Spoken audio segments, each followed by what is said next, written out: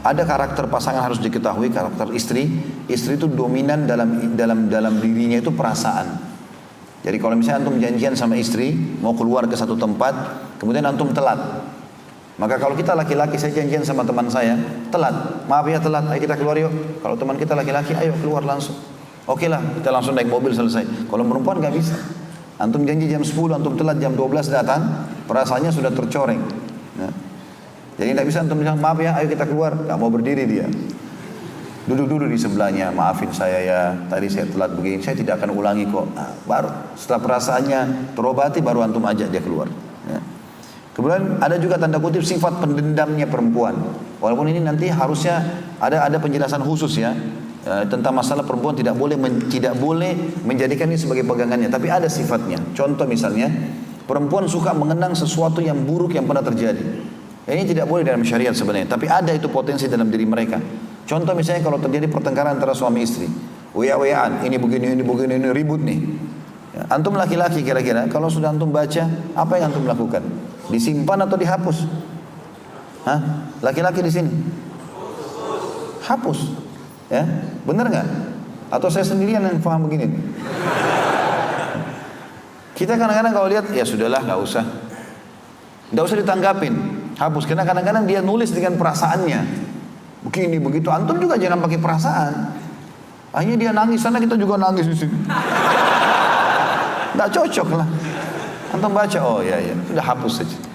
Tapi subhanallah istri, walaupun sudah baikan sama kita, ya, dia simpan tuh.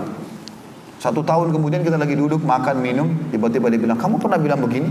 Kita bilang mana? Nih buktinya. Dia masih ada itu. Makanya tanda kutip ada pendendamnya, nih nggak boleh nih. Ya. Makanya teman-teman, salah satu kiat baik dalam rumah tangga adalah ada bahasan khusus kiat-kiat membangun rumah tangga. Itu teman-teman sekalian harus saling memaafkan, dan setelah maaf tidak boleh lagi ingat yang lalu. Habis ceritanya, tutup sudah. Kita buka lembaran baru sekarang. Juga kadang-kadang perempuan sulit untuk berterima kasih, itu ada dominan memang ya. Jadi kalau antum sering kasih sesuatu, maka biasa saja dia menilainya. Mungkin antum sudah siapin makan, minum sekian tahun. Bagi mereka itu biasa saja, itu kewajibanmu, gitu kan. Jadi untuk mengucapkan terima kasih ini butuh keimanan, dan ini memang harus diperbaikin tentu. Ini karakter yang harus diperbaikin. Sebaliknya nanti kalau laki-laki itu suka, ibu-ibu harus paham, kalau dikasih apapun sama suami biar sederhana. Walaupun kita tidak suka, kalau kita katakan terima kasih ya kepada suami, maka suami akan berpikir, apalagi yang saya harus berikan yang lebih baik nih. Karena ucapan terima kasih itu. Tapi kalau ibu dikasih nggak pernah bilang terima kasih, maka suaminya nanti malas untuk berikan apa-apa. Itu karakter juga. Kemudian egois dalam haknya. Perempuan suka egois. Yang penting punya dia harus dia dapatkan. Masalah suaminya nggak dapat itu biasa. Dan ini juga harus diobatin tentunya. Ini ada karakter-karakter yang harus kita kenal. Kemudian perempuan juga ada punya sifat positif seperti mudah memaafkan kalau ini.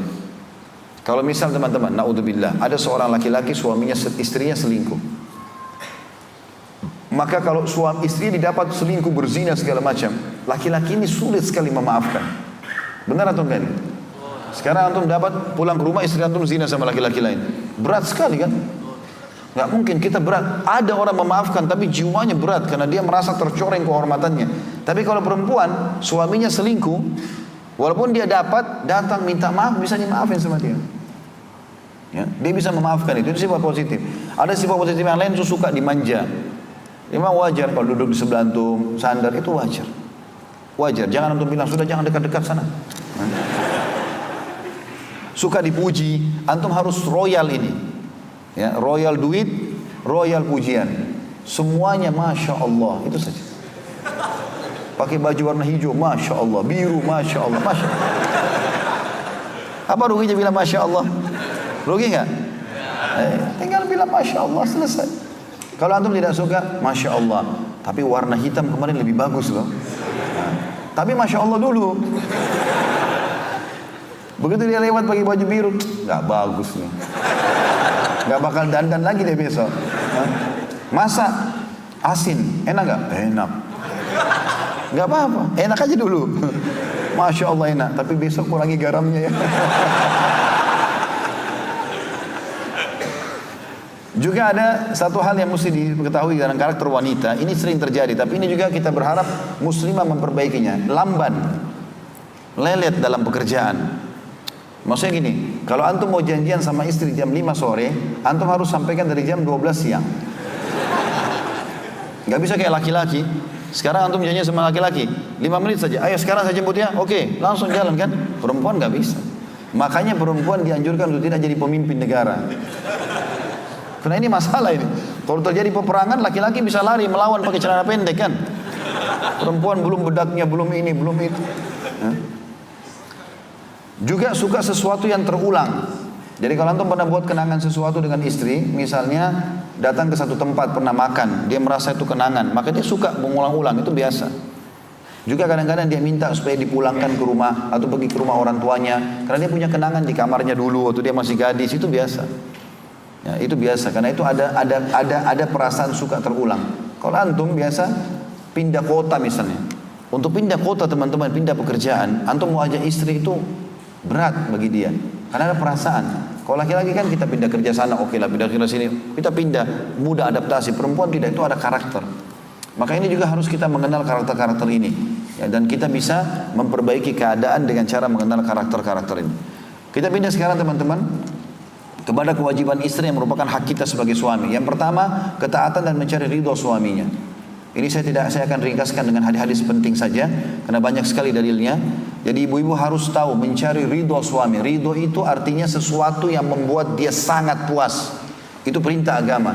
Jadi kalau ada orang miskin minta bantuan, misalnya dia minta 1 juta, lalu kita kasih 1 juta, kita belum buat dia ridho. Kalau mau buat dia ridho, kita tanya, bapak ini tinggal di mana? Ya. Terus kita tahu ternyata anaknya ada 3, belum sekolah, kita sekolahin. Rumahnya rusak, kita perbaikin. Kebutuhan tiap bulan beras kita penuhin. Maka kita buat dia ridho, karena dia terpenuhi semuanya.